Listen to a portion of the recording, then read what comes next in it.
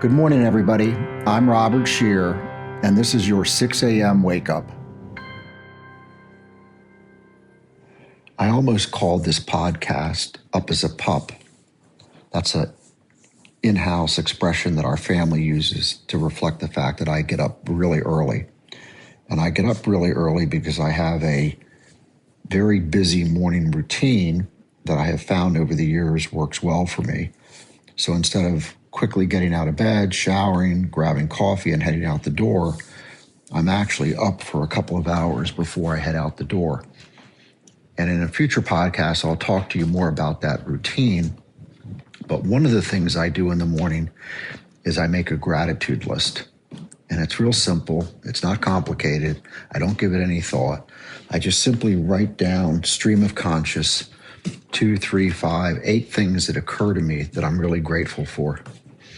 And one of the things that occurred to me that I'm especially grateful for is technology. And there's many times that I'm going to rant about what I don't like about technology. But what I do like about technology is how much it's opened my horizons, how much it's helped me to learn and to grow. And it occurred to me that when I started running many years ago, actually even before I got clean, I did some running. And at that time, we didn't have any devices. When we ran, you simply went out and ran. You were left to your own thoughts, which was good.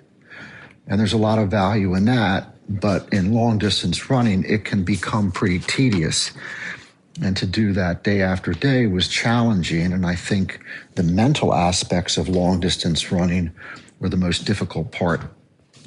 And then I remember a friend of mine about 20 years ago, I was on a boat fishing trip with him, and he had this device attached to his arm. It was called an MP3, and I'd never heard of it before.